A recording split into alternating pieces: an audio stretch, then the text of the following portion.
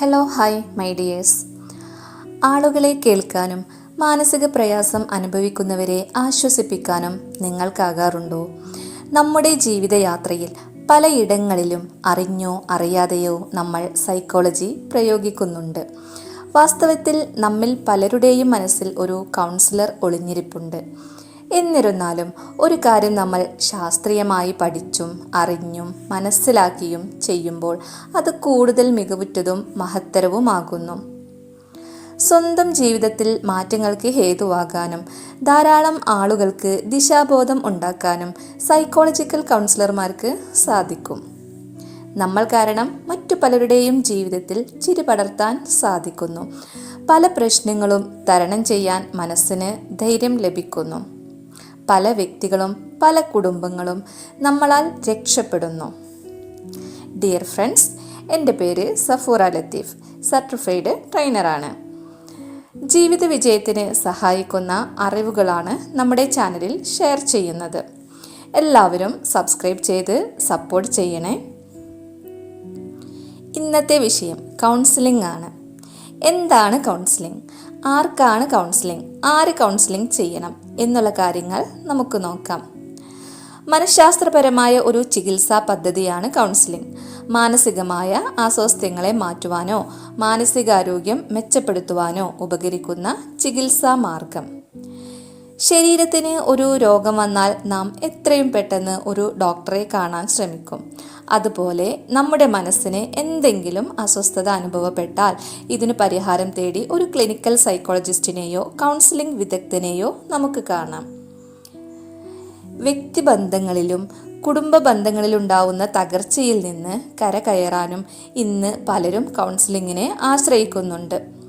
കൂടാതെ അപകർഷതാബോധം, പരാജയഭീതി, ആത്മവിശ്വാസക്കുറവ്, കുറ്റബോധം തുടങ്ങി നിരവധി മാനസികാവസ്ഥകളിൽ നിന്ന് മോചനം നേടാനും കൗൺസിലിങ്ങിനെ ആശ്രയിക്കുന്നു. കുടുംബത്തിനുള്ളിലും തൊഴിലിടങ്ങളിലും ഉണ്ടാകുന്ന പ്രശ്നങ്ങളെ അതിജീവിക്കാനാവാതെ വലയുന്നവരും ലഹരി ഉപയോഗങ്ങൾക്ക് അടിമപ്പെട്ടവരും ഇന്ന് കൗൺസിലിങ്ങിൻ്റെ വഴി തേടുന്നുണ്ട്. ആരോടെങ്കിലും ഇതൊന്ന് പറയാൻ കഴിഞ്ഞെങ്കിൽ, എന്നെ സഹായിക്കാൻ ആർക്കെങ്കിലും കഴിയുമോ എന്നൊക്കെ ഒരിക്കലെങ്കിലും തോന്നാത്തവരുണ്ടോ?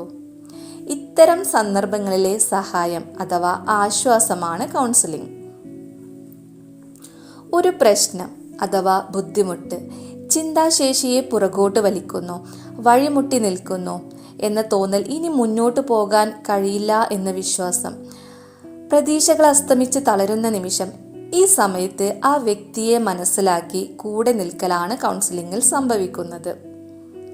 ഒട്ടേറെ വഴികൾ മുന്നിലുണ്ടെന്ന് ബോധ്യപ്പെടാനും സ്വന്തമായൊരു വഴി തിരഞ്ഞെടുക്കാനും കൗൺസിലിംഗ് സഹായിക്കും. സ്വന്തം പ്രശ്നത്തെ അംഗീകരിക്കുകയും സഹായം ആവശ്യമുണ്ടെന്ന് തിരിച്ചറിയുകയും ചെയ്യുന്ന വ്യക്തിക്ക് മാത്രമേ കൗൺസിലിംഗ് പ്രയോജനപ്പെടുകയുള്ളൂ. കാരണം സ്വീകരിക്കേണ്ടത് അയാളാണ്. കൗൺസിലിംഗ് ഒരു തരം വിദ്യാഭ്യാസമാണ്.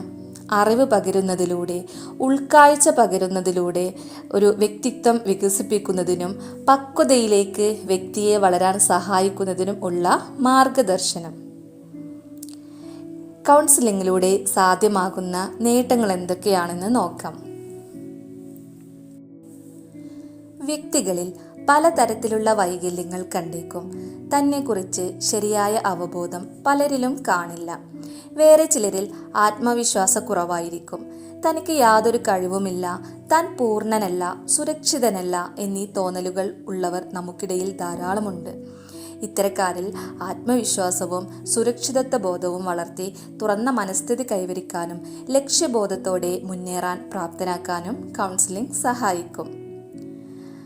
ആത്മധൈര്യം വീണ്ടെടുക്കുന്നതിന് കൗൺസിലിംഗ് സഹായിക്കും. അപകർഷതാബോധത്തെ അതിജീവിക്കുന്നതിന്, ആന്തരിക സംഘർഷം കുറയ്ക്കുന്നതിന്, വികാരങ്ങളെ നിയന്ത്രിക്കുന്നതിന്, സ്വയം മനസ്സിലാക്കുന്നതിന്, വെല്ലുവിളികളെ നേരിടുന്നതിന്, ജീവിതത്തിൽ നഷ്ടപ്പെട്ടു പോയ ആവേശവും താല്പര്യവും വീണ്ടെടുക്കുന്നതിന്, ജീവിതത്തോട് യഥാർത്ഥ മനോഭാവം സ്വീകരിക്കുന്നതിന്, തീരുമാനങ്ങളെടുക്കാൻ വ്യക്തിയെ പ്രാപ്തനാക്കുന്നതിന്, വ്യക്തിത്വം വികസിപ്പിക്കുന്നതിനും പക്വതയിലേക്ക് വളരുന്നതിനും, വിദ്യാർത്ഥികളെ സംബന്ധിച്ച് പഠന പ്രശ്നങ്ങൾ പരിഹരിക്കുന്നതിന്, അലസത ഒഴിവാക്കുന്നതിന്, ഇത്രയും നേട്ടങ്ങൾ, ഇതിലും ഒരുപാട് അധികം നേട്ടങ്ങൾ കൗൺസിലിങ്ങിലൂടെ നമുക്ക് സാധ്യമാക്കാൻ പറ്റും.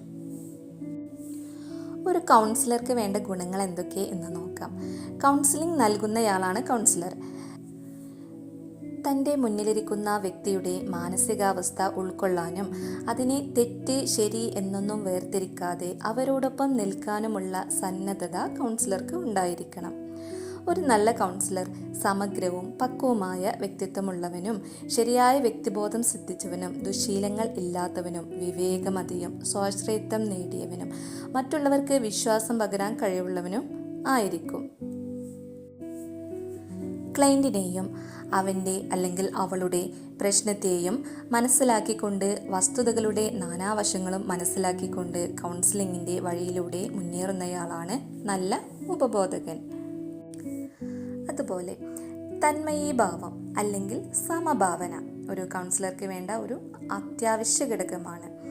ക്ലയൻറ്റിൽ താല്പര്യവും ആദരവും ഉണ്ടെങ്കിൽ മാത്രമേ അവൻ്റെ വ്യക്തിത്വത്തെ സ്വീകരിക്കാനും അതുവഴി പരാനുഭൂതി നിലനിർത്തിക്കൊണ്ട് മുന്നോട്ട് പോകാനും കഴിയുകയുള്ളൂ.